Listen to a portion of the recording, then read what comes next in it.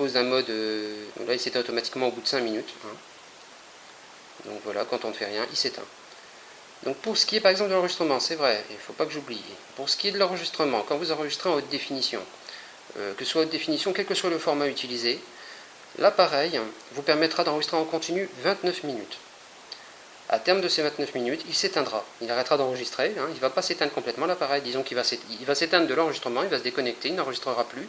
Il vous faudra appuyer sur la touche centrale pour qu'il réenregistre. De cette façon, vous aurez forcément des vidéos en fait, en continu 29 minutes, une interruption, vous rappuyez, et ainsi de suite. Donc comme ça que ça fonctionnera. Personnellement, ça ne me dérange pas du tout. Hein, ça permet d'ailleurs de ne pas avoir des fichiers trop lourds. Je trouve que c'est pas plus mal. Puis quand vous avez des logiciels d'édition, vous pouvez tout coller vous-même. Donc c'est pas plus mal aussi.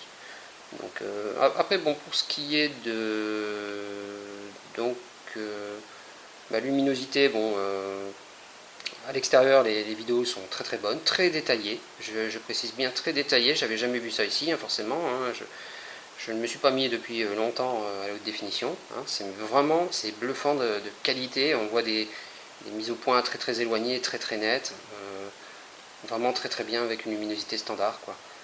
À l'intérieur par contre c'est plus difficile, hein. On voit vite que ça pixelise, hein. Ça peut pixeliser au fur et à mesure.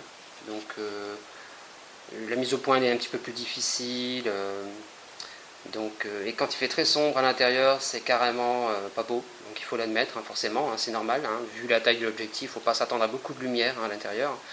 Donc forcément, il faut bien entendu avoir de bonnes conditions lumineuse pour pouvoir avoir quelque chose de très correct. Hein. Déjà là, je trouve que c'est pas vilain. Vous savez, là, rien qu'avec une lumière comme ça peut faire l'affaire, mais il faut quand même avoir plusieurs appareils luminaires ici qui permettraient comme ça d'avoir une très bonne qualité à l'intérieur. Donc les vidéos vraiment préconisées un éclairage de jour, plus efficace quand même. L'éclairage de jour, l'éclairage naturel de jour est beaucoup plus efficace qu'un éclairage artificiel. Ça c'est testé, hein, je l'ai vérifié, c'est vraiment la seule solution pour avoir une très bonne image, une image détaillée et non pixelisée. Donc voilà. Pour ce qui est ensuite, je dirais, pour ce qui est de l'alimentation, hein, par exemple, donc vous pouvez l'alimenter, de le charger directement via l'ordinateur, comme je l'avais dit, ou alors à travers un adaptateur secteur qui n'est pas fourni, hein, que vous pourrez trouver sur le net. Je vais le remontrer pour que vous voyez à quoi ça ressemble, au cas où vous l'auriez oublié. Donc voilà, hein, c'est une prise USB sur un élément comme ça, qui fonctionne sous 5 volts maximum. 5 volts, 500 mAh sur la version que j'ai choisie, puisqu'il s'agit donc vraiment de l'alimentation d'un port USB d'un ordinateur portable ou d'un ordinateur de bureau. Donc c'est cet ampérage-là. Et voilà, donc pour la charge, il faut compter 3 heures de charge. Les premières charges vont vous permettre d'avoir une autonomie qui se prolonge de plus en plus, parce que la première charge ne donnera pas l'autonomie complète, ça c'est clair. Il faudra compter un certain nombre de charges. Moi je dirais, bon, pour être sûr, 6-8, vraiment sûr. Vous verrez que l'autonomie va grandir au fur et à mesure. Et pour ce qui est de tout simplement pour ce qui est je dirais, de l'utilisation continue, vous aurez une autonomie de l'ordre de 1h20. 1h20 environ, hein, d'après les vérifications, il faut compter 1h20 d'autonomie. Donc c'est-à-dire que vous enregistrez, continue. Donc 29 minutes il s'arrête, vous réenregistrez, et ainsi de suite, et vous allez voir que l'autonomie va être sur les 1h20. Donc plutôt très correct, vu la compacité de l'appareil et tout. Bon, par contre, quelque chose qui me dérangeait un peu,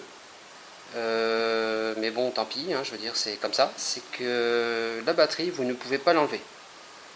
La batterie est intégrée à l'appareil, donc là où les autres, les concurrents ont fait des batteries amovibles ou des piles directement. Hein. Donc ils ont c'est peut-être une raison à ça, je ne sais pas pourquoi. Et on ne peut pas retirer la batterie du tout. Hein. Donc quand l'appareil, dès que la batterie faiblira dans les années à venir, c'est fort dommage, mais je crois qu'il faudra faire appel à JVC pour pouvoir retirer la batterie et en mettre une neuve. Hein. Mais c'est démontable, hein. Il est démontable, mais bon, je ne vais pas m'aventurer là-dedans, hein. C'est pas la peine. Donc voilà, la batterie est intégrée à l'appareil, on ne peut pas la changer comme ça, on ne peut pas la retirer, en mettre une autre, donc il faut systématiquement la recharger. Donc voilà, mais un très bel appareil, très compact, hein, il ne dépasse pas 100 grammes avec la carte incluse. Mais vraiment c'est son design qui m'a séduit, vraiment, le design m'a plu tout de suite. Donc bon, le truc c'est que bon, si vous faites pas attention, il va vite se rayer, quoi. Surtout l'écran en particulier, l'écran est très brillant. Bon, ça fait vraiment un petit bijou, je dirais, à ma connaissance, hein. À mon avis, ça fait un petit peu petit bijou, vous voyez, ça brille un peu. Mais bon, si vous êtes quelqu'un qui est baroudeur et tout, bon, très vite, comme la coque, il n'y a aucune coque fournie, hein, pas d'étui fourni au fait, hein.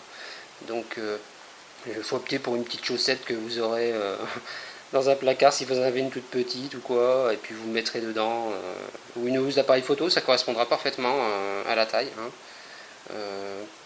Voilà, donc si je ne crois pas avoir oublié quoi que ce soit sur le coup. Donc pour l'autonomie, la stabilisation d'image, oui, la stabilisation d'image, donc les tremblements, le moindre tremblement que vous allez faire, ben, pourrait se ressentir, peut-être se ressent moins, peut-être que bon, malgré le fait que je tremble plus, ben, la stabilisation se fait quand même, mais on voit quand même le tremblement, je pense que c'est ça en fait, hein. Mais je trouve pas ça très opérant, quoi, mais c'est pas grave. C'est pas trop grave si vous êtes, si vous savez bien filmer, vous avez l'habitude de pas trop bouger, ça pourra être correct. Bon, surtout pour le prix, hein. Vraiment le prix est très très bas, je l'ai eu pour moins de 70 €. Donc acheté dans un magasin sur le net, hein, directement, hein, commerce du net, hein, directement. Donc c'est pas mal du tout, le produit, donc ça va, il correspondait à mes attentes. Donc voilà. Donc, tout simplement, hein, il propose donc des fonctions basiques, hein, tout simplement. Il ne faut pas vraiment lire la notice pour savoir s'en servir, ça c'est clair. Donc voilà. Et puis pour ce qui est de la notice, si vous voulez une notice approfondie avec tous les détails, donc de la durée, la capacité d'enregistrement par exemple. Donc comme là j'ai une carte de 16 Go SDHC classe 4 minimum. Il faut une classe 4 minimum, hein, pour que le fonctionnement soit parfait, hein, qu'elle soit bien reconnue, qu'il n'y ait pas de problème. En SDHC en particulier, hein. En SDHC, il faut minimum classe 4. Donc voilà, une classe 4 minimum. Là, j'ai opté pour une 16 gigaoctets. Donc ça me permet de filmer tout simplement, pendant 2h48, que ce soit en 1080p ou en 720p. C'est du pareil au même, hein, parce que le 1080p c'est du 60 images secondes et le 1080p du 30 images secondes. Du coup, pour la durée de film, c'est la même, exactement la même, 2h48, avec 16 Go. Donc voilà. Le compartiment se trouve ici. Le compartiment pour la carte mémoire, il se trouve en dessous. Donc voilà, en dessous. Là, j'ai inséré la carte mémoire 16 Go dedans. Tout simplement. Donc pour moins de 100 €, vous avez un petit équipement d'appoint pour filmer, mettre des vidéos sur YouTube. Ou même pour vos vidéos perso, si vous n'exigez pas quelque chose non plus d'extrêmement professionnel, parce que bon, faut vous attendre quand même, je vous dis déjà un appareil photo numérique, il ne remplacera pas un appareil photo numérique, hein, loin de là. Mais pour prendre des photos comme ça à la volée, et des films, surtout des films de qualité bien supérieure à ce que la plupart des téléphones sont capables de faire quand même, hein, faut l'admettre, hein, il est quand même conçu pour ça, voilà, hein, il est conçu pour ça, donc faut pas l'oublier. Donc voilà, donc un très bel appareil que je ne suis pas prêt de lâcher pour le moment, tant qu'il fonctionnera. Je le garderai assez longtemps. Voilà. J'espère que la vidéo vous a plu, et puis je vous dis à bientôt. Salut!